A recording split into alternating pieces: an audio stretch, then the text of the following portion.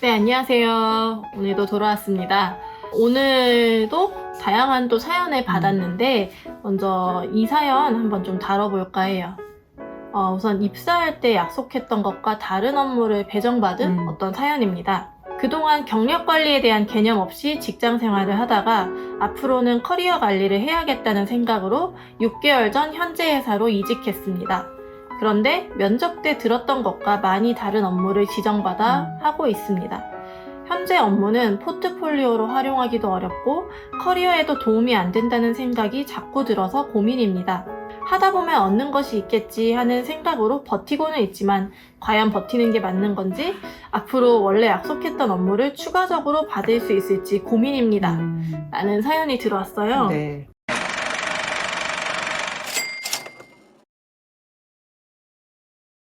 고민 많으시겠어요. 네. 네, 그죠. 근데 하나 축하드리고 싶은 거는 그래도 커리어를 좀 개발, 관리하겠다고 생각을 하신 것?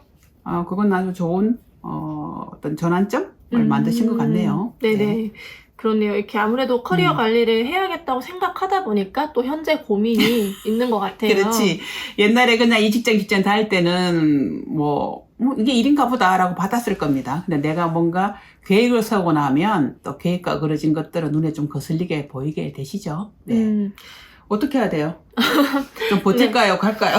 네. 저는 사실 이거 제 친구 사연인지 알았어요. 왜냐면은 좀 제 친구 같은 경우도 이직을 할 때 이제 또 친한 형이 이사로 있어서 불러서 갔는데 조금 다른 일을 배정받았던 것 같아요. 네. 근데 이 경우는 좀 어떻게 하면은 현재 직장에서 우선 더 개선을 할 수 있을지 봐야 될 것 같아요. 6개월 정도 되셨기 때문에. 네, 네. 이게 좀 미안한 얘기인데, 우리가 이제 채용 면접을 하러 가실 때, 내 욕심에 너무 눈이나 귀가 이렇게 다치지 않았었는가 한번 좀 살펴보셨으면 싶어요. 그 얘기는 뭔가 하면, 왜 우리가 이 회사 꼭 들어가고 싶어 라고 할 때 약간 불리한 조건을 얘기해도 내가 감수하려고 하는 경향이 있잖아. 그죠? 그래서 예를 들면은, 저희 회사는 좀 규모가 크지 않아서 한 사람이 여러 일을 맡을 수도 있어요. 라고 할 때 우리가 왜 정신없이, 네. 다양한 경험을 할 수도 있고 좋을 것 같아요. 라고 덥석 받아들일 수도 우리가 있잖아요. 그래서 네, 그렇죠. 예, 최종 면접할 때 그런 상황에 대해서 혹시 감지를 못 하셨는가 하는 생각 잠깐 들고요.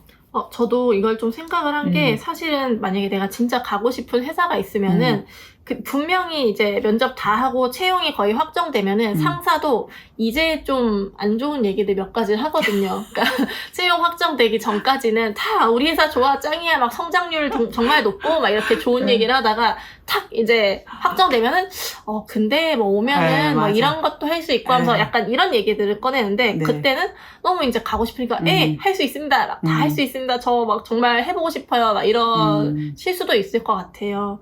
그래서 아무래도 그런 면접을 볼 때 그런 나 자신에 대한 그런 회사의 기대치를 좀 네. 세팅을 잘 하셔야 되지 않나 네. 생각이 들어요. 우리 이제 구독하시는 분들이 그 회사를 옮기거나 하실 때 혹시 이제 그렇게 면접 때 내가 이제 욕심 때문에 눈이 어두워지지 않도록 좀 주의하십시오 하는 말씀 드리고 싶었던 거고요. 이분 같은 경우에 이제 포트폴리오 말씀을 하셨는데, 포트폴리오가 매우 중요하지만 그거는 이제 서로 심사할 때는 포트폴리오가 중요한데 실제적으로 우리가 면접할 때 가게 되면 포트폴리오보다 뭘 더 중요하게 생각해? 거기서 무엇을 경험했어요?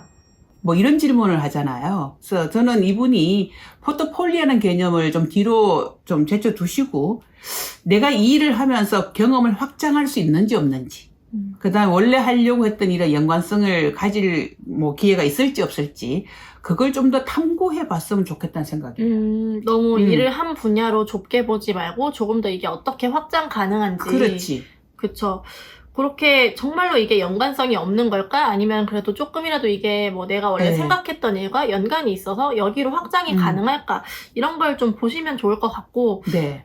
그렇게 좀 노력을 하고 어느 정도 좀 했는데도 그런 게 해소가 안 된다면 어떻게 하면 좋을까요? 만약에 이제 제가 충분한 시간이 과연 얼마일까? 절대적 시간 잘 모르겠지만 그래도 한 회사가 왜 피스컬 이어 한 사이클을 한 돈다고 할 사이클을 때. 돌아봐야 되잖아요. 그래서 이분 지금 6개월 되셨다고 하는데 견디는 김에 1년 정도는 최소한 견뎌보시고 나머지 그럼 6개월은 뭘 하실 거냐. 지금 이 일이라는 게 내 커리어에 아무리 짜게도 도움이 안 되는 지금 일을 하고 있는 건지 아니면 경험을 확장하는 데 도움이 되는 일인지 그걸 좀 판단해 보시고요. 또 한 가지는 조직은 우리가 보면 사람을 뽑고 나면 한 사람을 그 용도로만 뽑는 회사도 있지만 뽑아놓고 다용도로 이 사람을 활용해 볼 수 있을 것 아닌가? 라고 탐색하기도 해요, 회사도. 그러니까 만약에 6개월의 성과가 좋으시다면 원하시는 그 직무에 대한 요구를 내가 할 수가 있게 돼요.